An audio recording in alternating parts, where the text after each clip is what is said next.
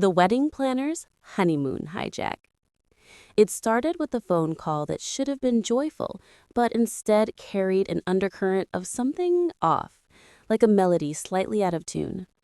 Eleanor had been up since dawn, her hands fluttering over spreadsheets and vendor lists, the kind of meticulous planning that had defined her life for decades. At 62, she was the epitome of organized efficiency, a retired event coordinator who'd turned her skills to her daughter Sophia's wedding.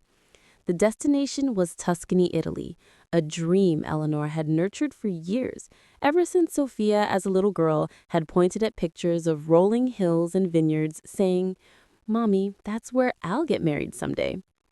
Now it was happening, and Eleanor had poured her heart and savings into it, booking the villa, the florist, the caterer, even the honeymoon suite in a secluded coastal town along the Amalfi Coast. She'd funded most of it quietly, insisting it was her gift to the couple because Sophia and her fiancé Marcus were just starting out. He a budding architect, she a graphic designer, both passionate but not yet prosperous. "Mom, you're a lifesaver," Sophia had said, hugging her tightly after the engagement party. But now, on this crisp autumn morning, the phone rang, and Sophia's voice on the other end was hesitant, laced with apology. "Mom, I hate to do this, but we need to talk about the wedding guest list, specifically your attendance." Eleanor's heart skipped a beat, her coffee cup pausing midway to her lips. "What do you mean, my attendance? I'm walking you down the aisle, remember? Your father passed years ago. It's just us." There was a pause, the kind that stretches into discomfort.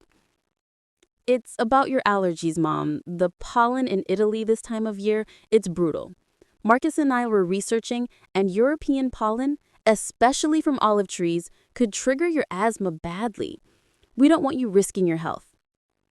Eleanor frowned, touching the inhaler in her pocket, a remnant of mild seasonal allergies, nothing severe. "Sophia, I've traveled to Europe before. No issues. I can bring meds." "This is your wedding. I wouldn't miss it for the world." Another pause, longer this time. "Mom, please understand. We want a child-free event too. And, well, with your health, we think it's best if you stay home. We'll live stream it for you. Promise." The words landed like a slap, but Eleanor composed herself, her voice steady. "If that's what you want, sweetheart. Just let me know if anything changes." She hung up the phone, staring at the wall where family photos hung, Sophia's smiling face from childhood to now. Something didn't add up. Allergies? Child-free? The wedding wasn't child-free. Sophia's cousins had kids invited, but Eleanor pushed the doubt down, attributing it to bridal stress. She continued handling logistics, confirming the honeymoon, a luxurious suite with sea views, private dinners, yacht tours, all booked under her name because, "Mom, you're so good at this stuff," as Sophia had said. Days passed, and Eleanor tried to focus on her garden, the roses blooming defiantly against the fall chill. But the exclusion gnawed at her, a quiet ache. Then came the vendor call, a week later, from the florist in Tuscany, a cheerful Italian man named Giovanni. "Signora Eleanor, I confirm the bouquets, but I must thank you for understanding the change. The bride's mother-in-law, she is excited for the family-only vibe. No outsiders," she said. Eleanor's blood ran cold. "What change? Mother-in-law?" Giovanni chuckled. "See, the update from Sophia. She said you graciously stepped aside due to health. Now it's intimate, just the groom's family. Bellissimo." The phone nearly slipped from her hand. Health issues again? But now the truth peeked through. They wanted a child-free event? No, it was code for no Eleanor. The in-laws, Patricia and Harold, Marcus's parents, wealthy socialites who'd always viewed Eleanor as that single mom from the suburbs, were taking her place. Sophia had lied, fabricated allergies to exclude her own mother in favor of a perfect family image with the in-laws. Rage simmered, but Eleanor stayed calm. Giovanni, thank you for the update. I'll handle it. She hung up the phone and paced her kitchen, the same one she'd raised Sophia alone in after her husband's death, working 2 jobs to give her everything. The betrayal stung deep, but beneath it, a spark ignited. They thought she was dispensable? Fine. But they'd forgotten who held the reins. Eleanor spread out the paperwork. Every reservation, every payment traced back to her credit card. Her name as primary booker. The wedding villa partially funded by her, but the honeymoon entirely hers. A surprise gift she'd arranged. She picked up the phone, starting with the Amalfi Hotel. This is Eleanor Thompson. I'd like to cancel the honeymoon suite under Sophia and Marcus Reed. The clerk was apologetic. Man, the policy allows 80% refund if canceled now. Are you sure? Positive, she said, her voice steel. Next, the yacht tour, the cooking class, the spa days, all dismantled piece by piece, refunds flowing back to her account. By evening, she'd reclaimed over $15,000, the bulk of her investment. But she wasn't done. There was the joint account she'd set up years ago for family emergencies, where she deposited inheritance money Sophia had access to but never monitored, assuming it was bottomless. $32,000 sat there untouched, except for occasional withdrawals Sophia made for essentials. Eleanor transferred it all to a new solo account, then closed the old one. If they arrived in Italy expecting fallback funds, they'd find dust. Satisfaction bloomed, but she kept it hidden, playing the gracious, excluded mother. Sophia called a few days later, bubbly. Mom, everything's set. Wish you could be there, but your health comes first. Eleanor smiled into the phone. I'm sure it'll be perfect. Enjoy the honeymoon. To my gift, remember? Oh, Mom, you're the best.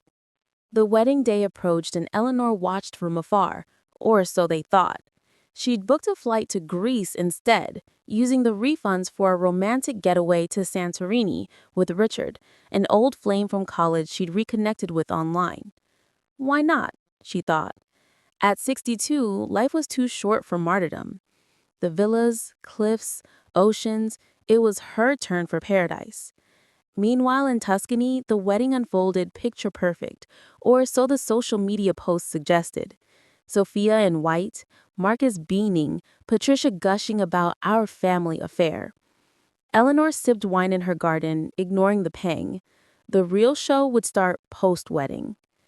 The newlyweds arrived at the Amalfi Hotel, luggage in tow, Patricia and Harold tagging along for a family extension. The desk clerk frowned.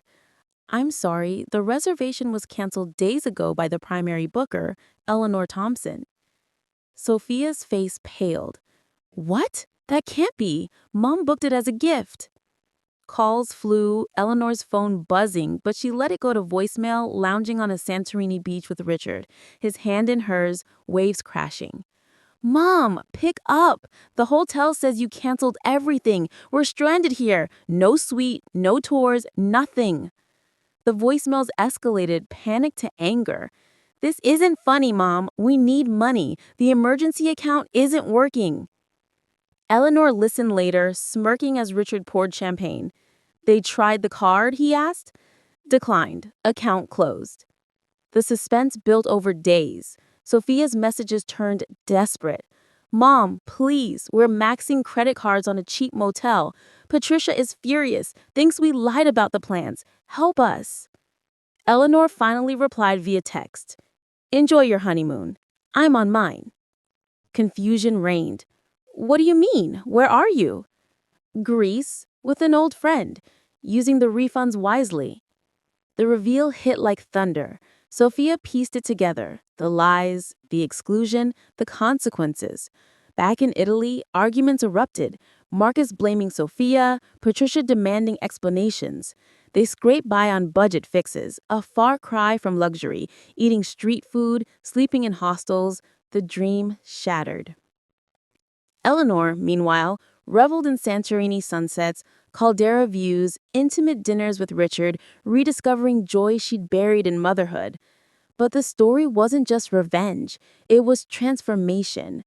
Weeks later, home, tanned and empowered, Eleanor faced Sophia at her door, tear-streaked. "Mom, how could you?" "How could I? You lied, excluded me for image. Now you know consequences." Dialogues unfolded, raw, honest. Sophia admitting entitlement, the in-laws' pressure. "We thought you'd understand, always do." Understanding isn't endless. Respect is reciprocal. Months passed. The rift mended slowly, through effort, Sophia learning to plan, to appreciate, inviting Eleanor not as helper, but equal. The honeymoon hijack became a legend, a lesson in boundaries, love rebuilt stronger. Eleanor never regretted it. Her Greek escape, the spark of a new chapter. Richard by her side, adventures ahead, no more sacrifices, just life on her terms.